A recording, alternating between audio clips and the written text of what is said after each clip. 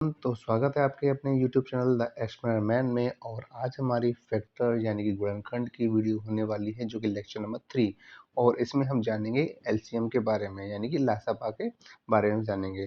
तो चलिए video start करते हैं। तो सबसे पहला यहाँ पे आपको जो दिया गया है एलसीएम, तो इसमें सबसे पहले क्या है, लो इसकी जो फुल फॉर्म होती है क्या होती है, लोवेस्ट कॉमन मल्टीपल, जिसे हिंदी में महत्तम समापवर्त कहते हैं और इसको शॉर्ट में एलसीएम कहते हैं। एलसीएम को पता करने के दो विधि होती हैं, यानी कि दो मेथड होते हैं, ठीक है। तो वो कौन से, जैसे कि हमने एचसीएफ सॉल्व किया था, एचसीएफ के भी दो मेथड थे, prime factorization method and division method.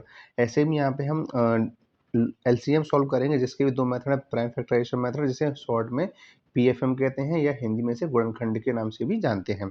Next हमारा है डिवीजन मेथड, जिसे डीएम शॉर्ट में कह सकते हैं, और ये हिंदी में कहते हैं भाग विधि। क्या कहते हैं इसको?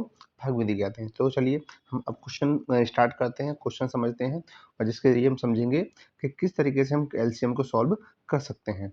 तो सबसे पहले आपको जो दिया गया है, हम बात करेंगे प्राइम फैक्टराइजेशन के बारे में। किसके बारे में बात करेंगे? प्राइम फैक्टराइजेशन के बारे में, ठीक है, यानी कि गुणनखंड विधि से हम सॉल्व करेंगे क्वेश्चन को। तो सबसे पहले हमें जो नंबर दिए गए 24 और दूसरा दिया गया हमें 50। तो हमें क्या करना है, इन दोनों के फैक्टर करने हैं, क्योंकि आप गुणनखंड का आपको मैं बता चुका हूँ गुणनखंड कैसे किए जाते हैं। आप भाग विधि से भी कर सकते हो और आप गुणनखंड विधि से भी कर सकते हो। तो 24 के जो गुणनखंड होंगे वो कितने होंगे आपके? 2 गुना 2 गुना 2 गुना 3। अब यहाँ पे आप देख सकते हो कितनी बार आ रहे हैं आपके, 2 3 बार आ रहे हैं। 2 कितनी बार आ रहे हैं? 3 टाइम्स। तो हम इस तरीके से लिख सकते हैं, ठीक है ना। अब यहाँ पे हम 50 के करेंगे तो 50 का क्या होगा? 2 मल्टीप्लाई 5 मल्टीप्लाई 5। तो इस तरीके से हमने 50 के भी फैक्टर कर लिए। तो इस पे जो आंसर है वो कितना आ रहा है? 2 और मल्टीप्लाई 5 कितनी बार आ रहा है आपका? 2 टाइम्स आ रहा है। तो हम इस फॉर्मेट में लिखना है हमें, ठीक है ना। ध्यान रखिएगा, हमें पावर के नोटेशन में, यानी कि हमें एक्सपोनेंट फॉर्म में लिखना पड़ेगा। अब हम यहाँ पे एलसीएम निकालेंगे। तो एलसीएम निकालने के लिए हमें सबसे पहले ये देखना है सबसे ज़्यादा जो नंबर है कितनी बार कौन सा आ रहा है, सबसे ज़्यादा बार आ रहा है आपका 2 की पावर 3। तो हम यहाँ लिख लेंगे 2 की पावर 3। ओके, लिख लिया। अब हम ये देखेंगे कि अब जो नेक्स्ट नंबर है वो सबसे ज़्यादा बार कौन सा आ रहा है, तो अब आ रहा है 5 की पावर 2। तो ये हो गया, ठीक है। अब जो हमारे बचे हुए नंबर हैं, क्योंकि देखो 2 तो ले चुके हैं तो हम 2 लेंगे नहीं। अब हम 2 के बाद 3 5 भी ले चुके हैं। अब हमें क्या लेना है? सिर्फ 3 3 कितना है? सिर्फ अकेला है। तो अब हम 2 की पावर 3 तो कितना हो जाएगा? 2 2 जा 4 2 जा 8, ठीक है। अब 5 की पावर 2 है तो क्या हो जाएगा? 5 का स्क्वायर, यानी कि 5 5 जा 25। और इसके बाद हम क्या कर लेंगे? इनका मल्टीप्लाई कर लेंगे। मल्टीप्लाई करने पर हमें कितना आंसर मिलेगा? मल्टीप्लाई करने पर आंसर मिलेगा हमें टोटल, ये मल्टीप्लाई कर देंगे, 8 3 जा 24, 8 3 जा 24 और इसके बाद 25। और इन दोनों के मल्टीप्लाई करने पर हमें जो आंसर मिलेगा वो कितना होगा आपका? 600 होगा। क्या होगा? 600 होगा, ठीक है ना। तो इस तरीके से हमारा जो एलसीएम आया वो कितना आया? 600 आया। आपको एक बार मैं फिर रिपीट करता हूँ कि हमें सबसे पहले फैक्टर करने हैं 24 20 और 50 के। फिर हमें फैक्टर करने के बाद जो पावर नोटेशन फॉर्म में लिखना है, और ये देखेंगे सबसे ज़्यादा बार जो नंबर रिपीट हो रहा है हम उसी नंबर को लिखेंगे। और इसके बाद जो बच जाते हैं नंबर हमारे, फिर हम उनको भी लिख लेते हैं। और फिर बाद में हम आपस में सभी का क्या कर देते हैं? मल्टीप्लाई कर देते हैं। तो इस तरीके से हमारा जो आंसर है वो कितना आया आपका? 600 यानी 600 आया है। अब इसको एक और क्वेश्चन से समझते हैं। तो नेक्स्ट हमारा जो क्वेश्चन है वो क्या है?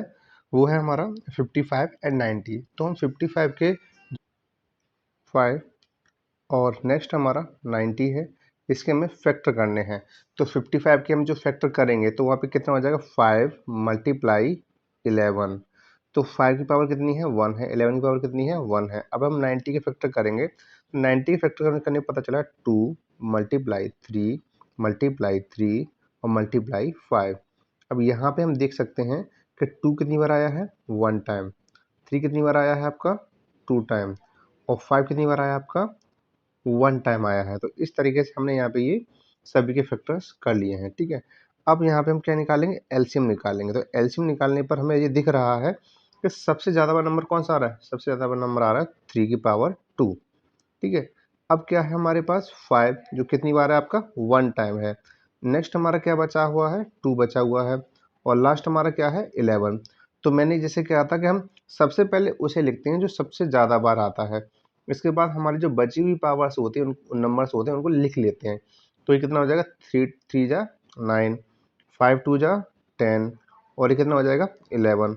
मल्टीप्लाई करने पर हमें कितना मिलेगा, 9 10 जा 90 और ये 11। अब यहाँ पे इन दोनों का मल्टीप्लाई करेंगे तो कितना हो जाएगा, ये हो जाएगा 990 यानी 990।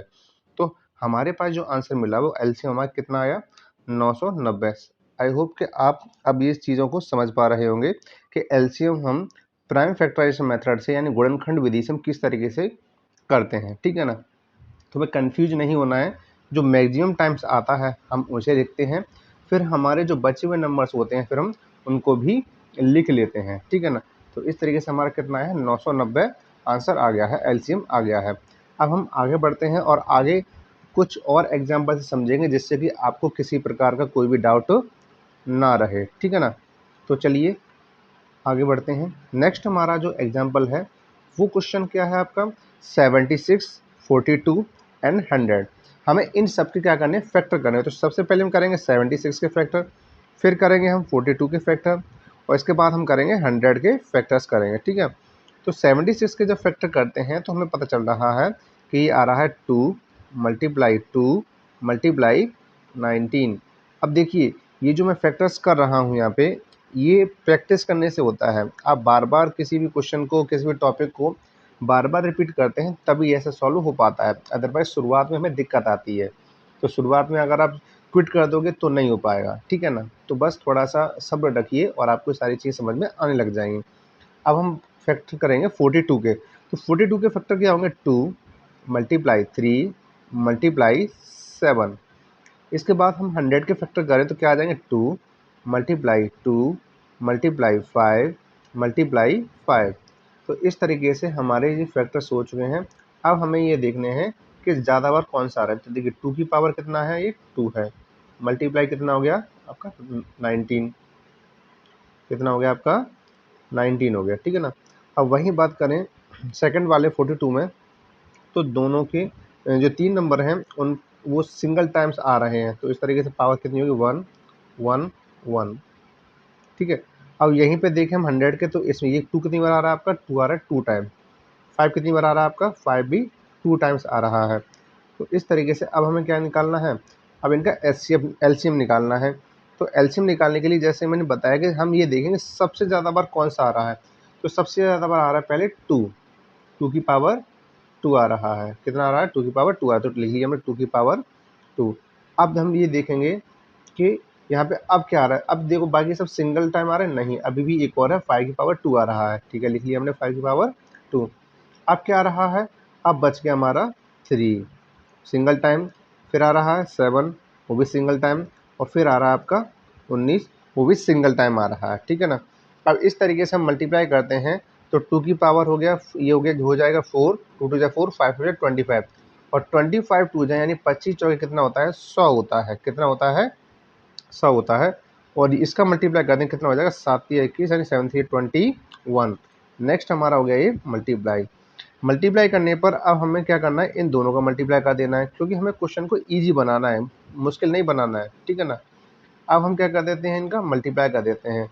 तो 0 लास्ट में 2 रख दिए हमने, ठीक है।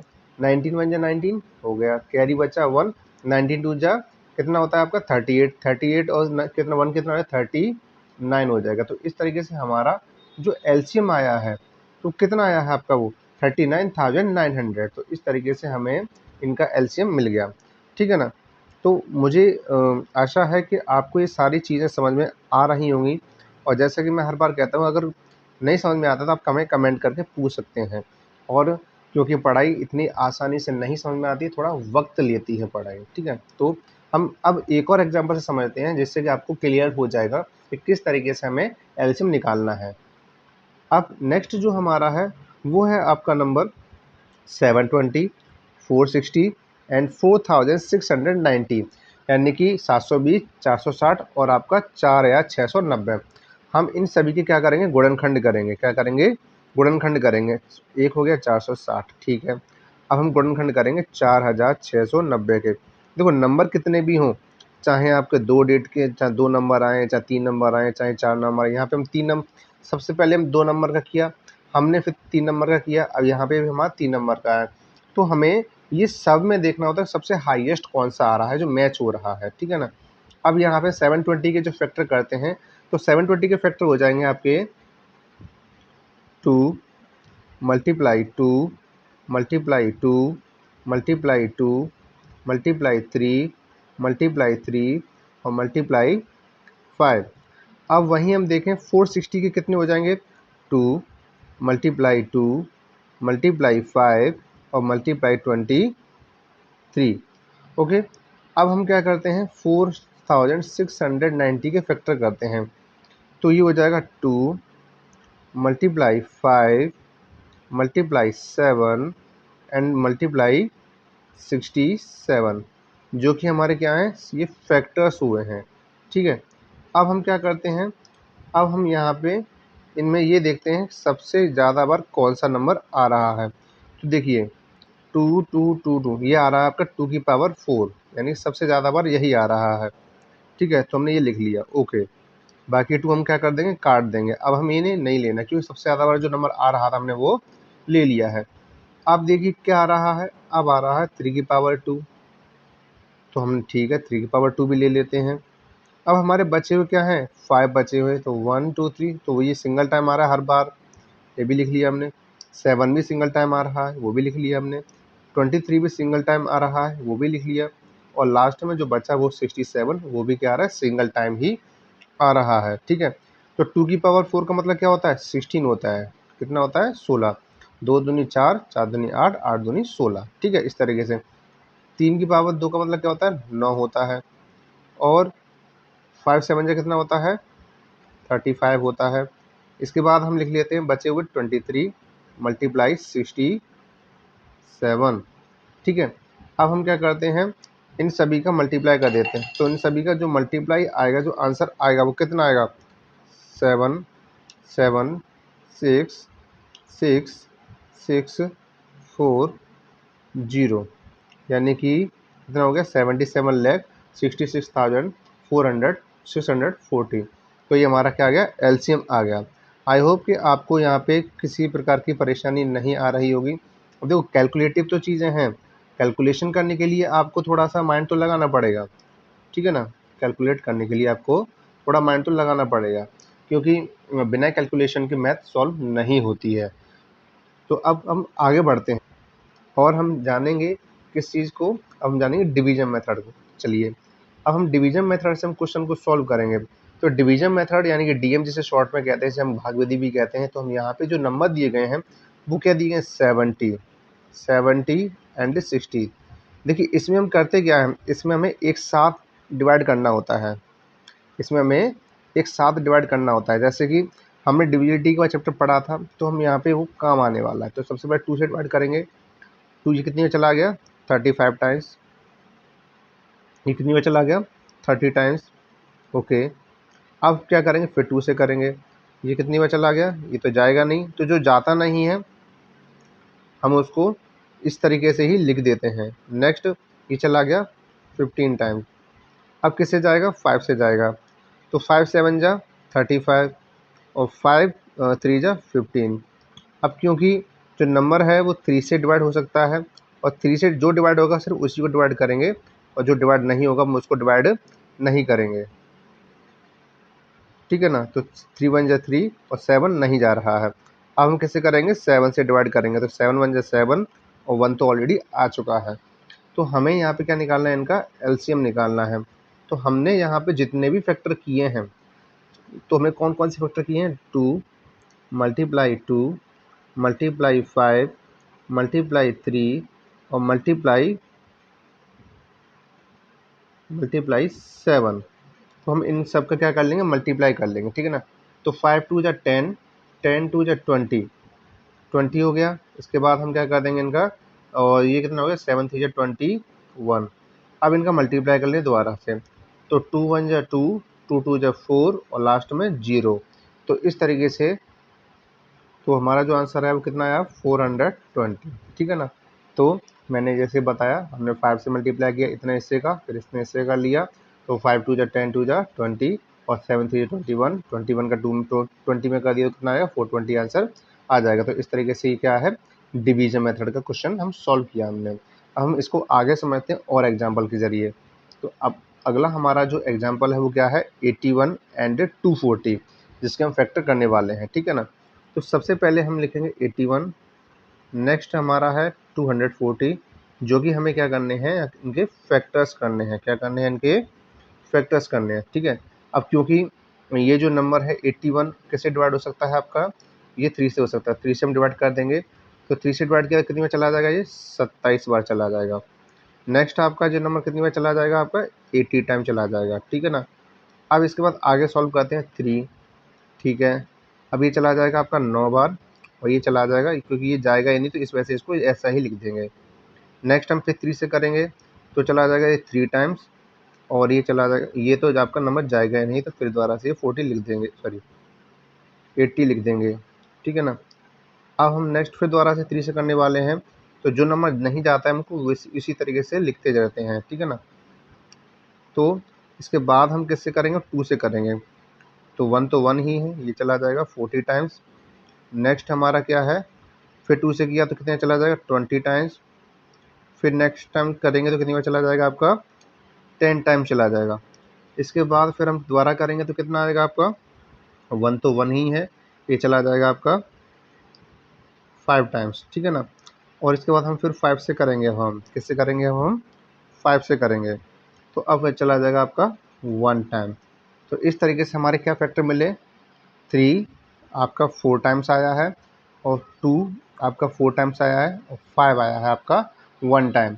तो इस तरीके से जब मल्टीप्लाई करेंगे इनके हम, ठीक है ना, तो 3 की पावर 4 मल्टीप्लाई 2 की पावर 4 और मल्टीप्लाई 5, तो इन सब का हमें मल्टीप्लाई करना है जिससे हमें एलसीएम पता कर सकें।